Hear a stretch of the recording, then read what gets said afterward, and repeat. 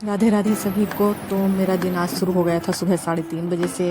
वैसे तो डेली मैं ब्रह्म मुहूर्त में ही उठती हूँ, लगभग 4 बजे के आसपास, मगर आज मैं जल्दी उठ गई थी क्योंकि आज ये उठ गए थे 4 बजे। तो मैं इनसे पहले ही जो है अपना डेली का जो काम था झाड़ू लगाने का, साफ़ सफाई का, वो मैंने कर दिया था। रेडी होने से पहले मैंने इन्हें चाय बना कर दे दी थी क्योंकि ये जा रहे थे ट्यूबवेल पर पानी चलाने के लिए, क्योंकि गांव में तो लाइट का ऐसा ही रहता है, टाइम से आती है, दोपहर में लाइट देते नहीं है, गर्मी इतनी है। और शहरों में क्या है भाई, वहाँ तो पता ही नहीं चलता कब आ रही है कब जा रही है, चलती है 24 घंटे, जो बड़े शहर हैं वहाँ तो आती ही है। तो ये 4:30 बजे चले गए थे पानी चलाने के लिए। और फिर बाहर जंगल में जो है जंगली जानवरों का डर भी रहता है, बाघ, तेंदुए वगैरह। तो वैसे 4:45-5 बजे तक तो उजाला हो जाता है, दिन हो जाता है, तो इतना वो नहीं रहता है डर वगैरह। मगर फिर भी इनके ट्यूबवेल पर जाने के बाद मैं लग गई थी अपने घर के पूजा पाठ में, क्योंकि मम्मी यहाँ थी नहीं, तो इसलिए मुझे सारा करना था। नहीं तो अगर मम्मी घर पे होती हैं तो मम्मी ही कान्हा जी को स्नान वगैरह करा देती हैं। ये मेरा पहला डेली ब्लॉग है। इससे पहले भी मैंने 1-2 बनाए हैं, पर ये कुछ खास है। और उनमें भी थी कुछ झलकियाँ, पर मुझे उस टाइम पे वो बनाने आते नहीं थे ठीक से, अभी भी नहीं आते हैं, लेकिन फिर भी मैंने कोशिश तो की है। जैसे आप लोग देख रहे हैं, ये बृहस्पतिवार के दिन का ब्लॉग है जो मैं आज डाल रही हूँ। लेकिन ऐसा नहीं है कि मैंने उसके बाद से कोई नहीं डाला है, कुछ तो डाला है, मगर ये टाइम नहीं लगा था जो मैं इसे एडिट कर पाती, तो वो मैं आज कर रही हूँ। बृहस्पतिवार का मेरा व्रत रहता है, तो मैंने पहले नहा धो के रेडी होके जो है, फिर उसके बाद कान्हा जी को भी रेडी कर दिया था। आज बृहस्पतिवार का व्रत है, तो मैंने पीले कपड़े पहने हैं, और जो हमारे बड़े वाले कान्हा जी हैं तो उन्हें भी पीली पोशाक पहनाई है।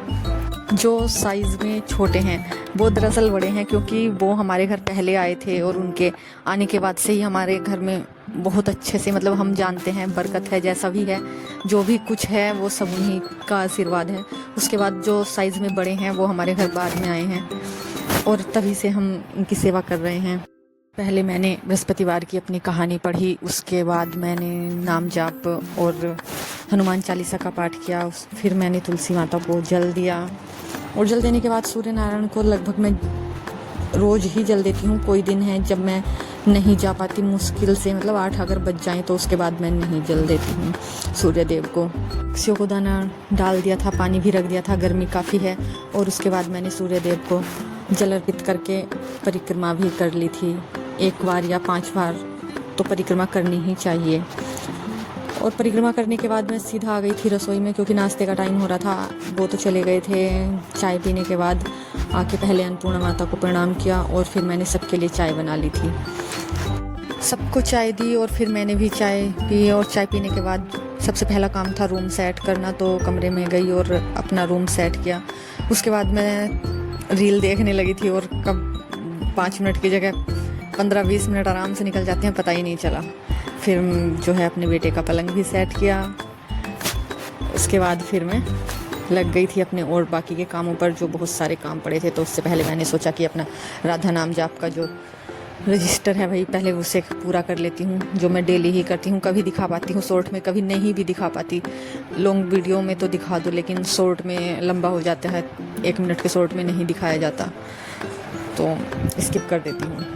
बृहस्पतिवार के दिन वैसे तो मैं कपड़े नहीं धोती हूँ, ना ही पोछा लगाती हूँ, मगर ये कपड़े मैंने रात ही धो दिए थे, मतलब शाम में धुलने डाल दिए थे। तो रात जब तक मेरा और सब काम खाने वाने का सब खत्म हुआ था, तो तब तक ये कपड़े भी धुल गए थे, और मशीन में सुखाकर मैंने ये फैला भी दिए थे टाइम निकाल कर, जो अब रात में सूख गए हैं। और इन्हें उतार कर मैंने इनकी कपड़ों की सारों की तय लगाकर इन्हें रख दिया है। कपड़ों की तय करते समय मैं बस यही सोच रही थी कि अब इतनी उम्र हो चुकी है तो क्या नया करूं, मगर ऐसा कुछ भी नहीं है।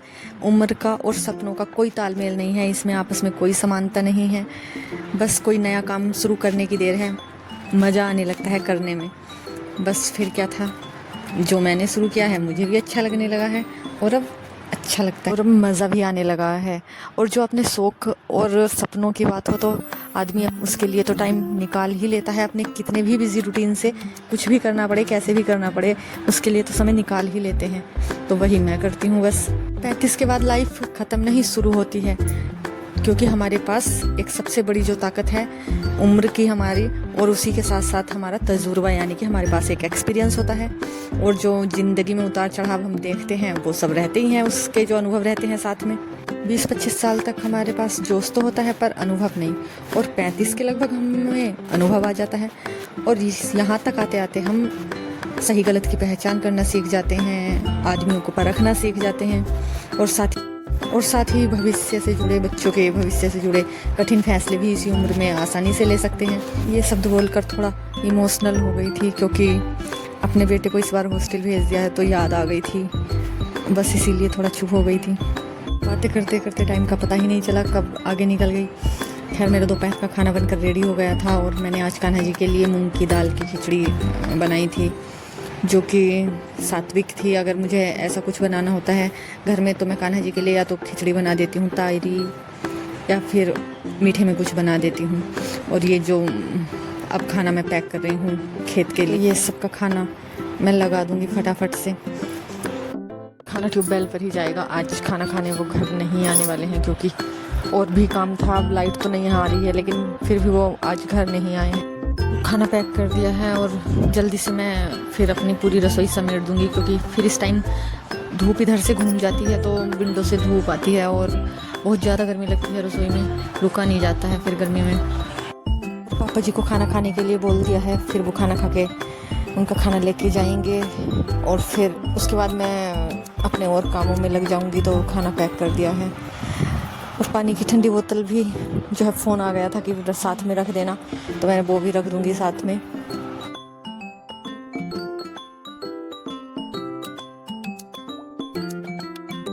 पापा जी के लिए खाना निकाल दिया था, पापा जी खाना खाने आ गए थे, तो पापा जी को खाना देने के बाद फिर मैंने ये सब जो खाना बच गया था वो सब पलट के रख दिया था, और रसोई की अच्छे से क्लीनिंग कर दी थी, क्योंकि 4 बजे फिर मुझे अपने व्रत का खाना बनाना रहता है।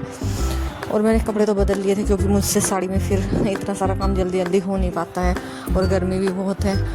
पूजा करते समय मैं ज़्यादातर साड़ी पहन लेती हूँ, क्योंकि अगर व्रत वगैरह में सूट के मैं पहन के पूजा करती हूँ तो व्रत वाली फीलिंग नहीं आती है कि आज व्रत है। साड़ी पहनती हूँ तब ज़्यादा अच्छा लगता है।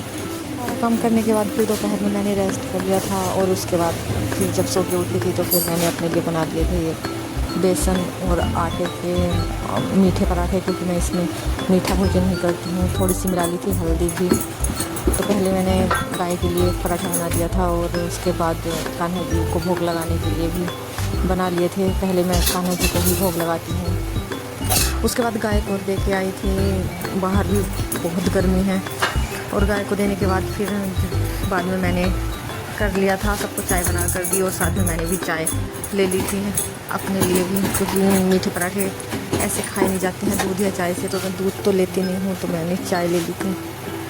तो अब आप लोग कमेंट करके बताइए कि आप अपने बृहस्पतिवार के व्रत में किस तरह के नियमों का पालन करते हैं, किस तरह से अपने घर में पूजा पाठ करते हैं, और व्रत में क्या खाते हैं, कैसा खाते हैं। अगर मेरा कुछ गलत होगा तो मैं उसे सुधार करने की कोशिश करूँगी। अगर आपको कुछ गलत दिखा हो कि इस तरह का नियम बृहस्पतिवार के व्रत में नहीं करना चाहिए, तो आप कमेंट करके बता सकते हैं, और साथ ही साथ लाइक सब्सक्राइब भी कर सकते हैं, और शेयर करना बिल्कुल ना भूलें। Thank you.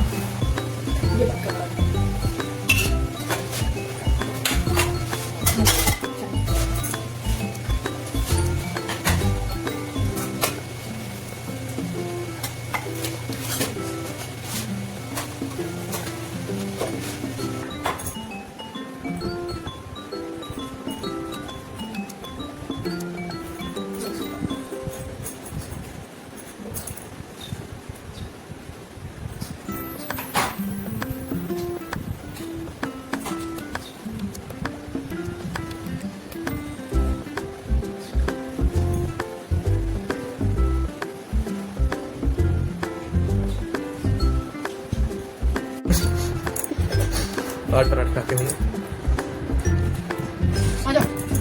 खा लो चूस लो।